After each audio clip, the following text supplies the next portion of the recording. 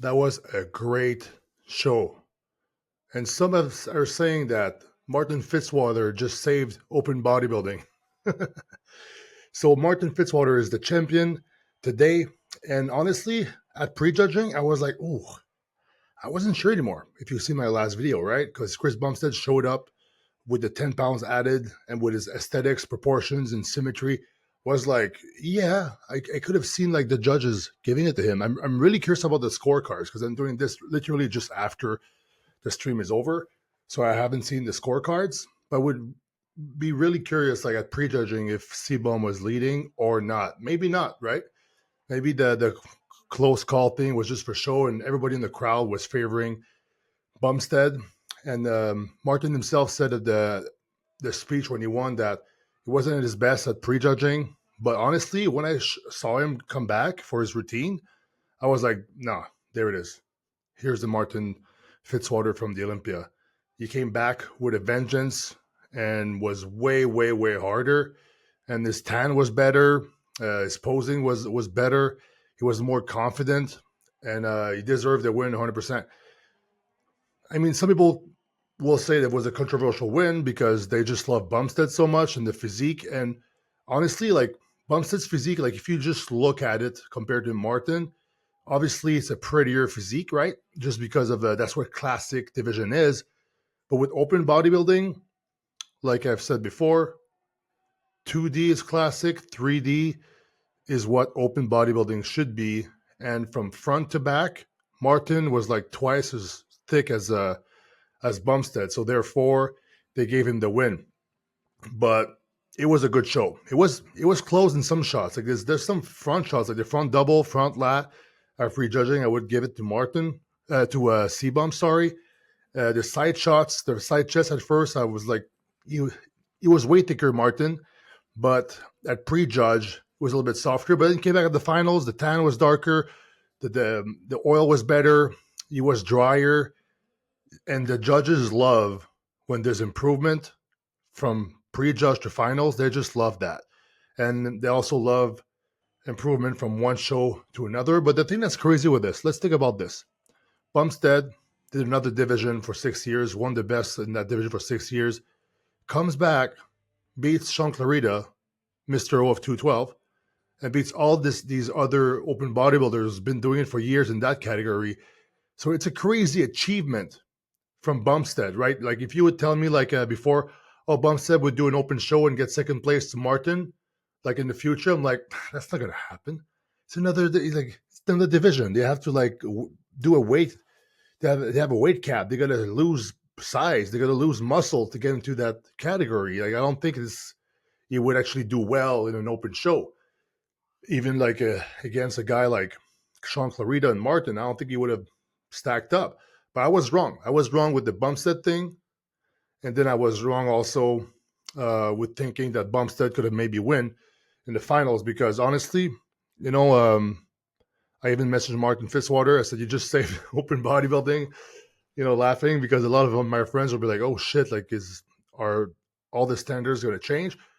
I still think the standards will change a little bit more for conditioning, but then again, maybe it was just because Bumstead looks that good. That's why he was up there.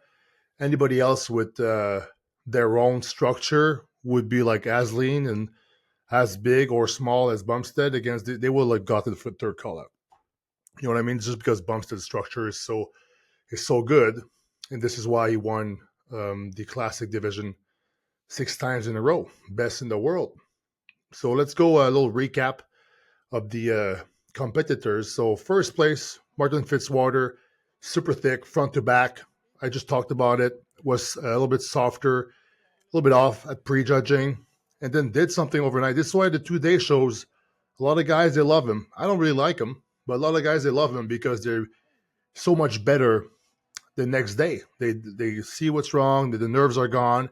They maybe do another diuretic to like change get a little bit drier, or they carb up if they're a little bit flat, all this type of stuff. And Martin did something with his new coach, Stefan, Boss of Outlaw. They did a great job to fix whatever was not optimal at prejudge. It came back looking freaking sharp, huge, shredded, thick. So I think Martin is in the. I'm glad he won because he was on a good streak with the fourth place at the Olympia. Do that, I'm not sure. I think it's only top three that qualifies for the O anymore. I'm not too sure. Usually it was top 5 years ago. I'm not sure anymore, but maybe he did that for qualification, maybe he was already qualified. But nonetheless, he wanted to keep that streak going, and I'm glad he did because for him, I think it's not a crazy prediction to say that he's a potential Mr. Olympia. He's got the size of Derek and Hadi, even bigger, and he's got the proportions, even better proportions than Adi, for example. And he's got the bubbles. He's full front to back. He's actually thicker than Derek, so he could win Miss Olympia at some point. It's just he'll have to beat Samson. But if Samson slips off, Martin keeps improving. Martin could beat him. And I think if Derek actually is can't get improve, he might go down a few notches, and Martin could go up a few notches. And Hadi, if we get the Hadi from 2019 with that conditioning, Hadi could win again. But enough about the future. Let's talk about the man of the hour, second place, Chris Bumstead. Chris, honestly, with that added 10 pounds, was the best Chris Bumstead package I've ever seen in my life. I think the classic division should up the weight category 10 pounds because this was crazy. It was a really good. I was really impressed with Chris, and it was a great, great showing. The only place that I saw that he was really like lacking compared to the open guys like Martin, even Clarida, is the back double. I feel the back doubles were a little bit flat. There was no thickness to it. And the backlash spread, it was actually pretty wide. Backlash spread is like usually see how wide you are, that's how they judge it. But they also judge the 3D aspect and the thickness. And this is where Bumstead lacked a little bit. And I wish Bumstead could have worked more in his side try. I mean, it would have changed nothing, right? But with his shoulder back, he turned to the front just because maybe it's a weaker pose for him. He found so he would just distract and show the conditioning of the quad and stuff from the front and the aesthetics with the abs and stuff. It's a good strategy, right? A lot of guys do that. They'll hit a shot, they hit the side try for like half a second, then turn to the front tricep pose. But personally, I don't really like that. But Bumstead did amazing for that show. And the other thing that maybe he could have done more for the open stuff is the abs and ties. Maybe hold the ab pose more. I think at prejudging he did that more. He held it longer, but the finals he went straight to the vacuum with the two legs side by side, which he looked really good. He looked amazing. Like I could not ask anything more out of Bumstead for that show. He did his best, and the crazy thing is that he did it for the love of the sport. He even got some T-shirts that he made for that, and that's really cool. And Bumstead just did that for fun, no pressure, and got second place. That's crazy. Classic guy doing a show and then win second place. That's crazy, but it's not any classic guys. Obviously, it's Chris Bumstead. And at the end, he was really nice to Martin and everyone else. The crowd loved him. And the crowd, honestly, when they called him second place, they were like, everybody was surprised, right? Because they thought he would have won. Because what happens is that if you really like someone, you're gonna look more at that person more than anybody else, right? So everybody would look even at the finals at Chris Bumstead. But if you actually look at Martin closely, you could notice that he improved. Like I would say, he improved. Let's say if he was like 70% in the prejudge, he was like 90 or something percent at the finals. So that's why Chris Bumstead got second place. But Bumstead overall, tall, towering over everyone else, wide frame, crazy separation, crazy detail. He deserved that second place for sure. And I think if Martin would have stayed the same way as prejudging and Chris would have been the same or even better, could have been the most controversial freaking win Bumstead could have done, because it's already controversial now. People will talk about it. People will talk shit about how Chris should have won. Martin should have come second place, blah, blah, blah. But the thing is, the judges know. Steve Weinberger doesn't frick around. He knows how to judge a show, and I think he judged it pretty awesome. And yeah, so I know people will still complain, and there might be even a lot of people who complain about Shaun Clarida getting third. So if Martin won, and he's an open guy with a lot of thickness, Shaun Clarida was like, let's say if he was 40% of his potential at the Olympia, he was like 95% right there. The only thing that's different from the Shaun Clarida of old is maybe the leg size a little bit, but that's 4 weeks difference. So with his new coach, they did awesome. They did awesome. They like put it back right where he belongs as far as his condition and size, and the fullness on Shaun Clarida was insane. Like I've said it before, he's like a little pocket Ronnie Coleman. It's crazy. So he looked really freaky. If Clarida would have got now that Martin has won, if Clarida could have got second place, I would have been like, yeah, sure. And then Chris Bumstead third. It could have happened too, but that's not how it happened.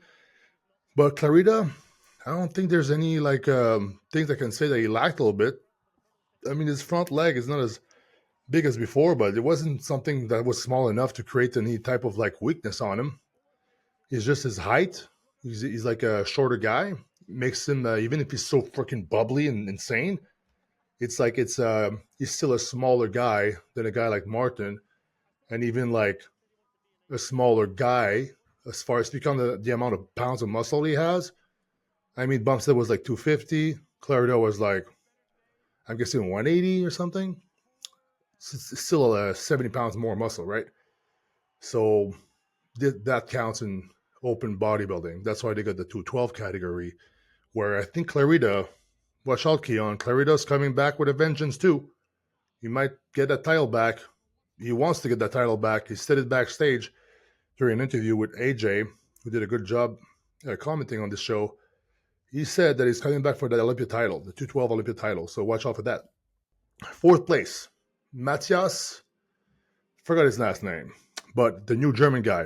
I don't know if he's new, maybe he's competed for a while, but he started like a new career tonight, being in that top four with Clarida, 212 Mr. O, Bumstead, legend, most famous bodybuilder in the world, 6-time classic Mr. Olympia winner, and Martin Fitzwater, fourth best in the world. He was the fourth guy behind these three units. So that's an awesome achievement.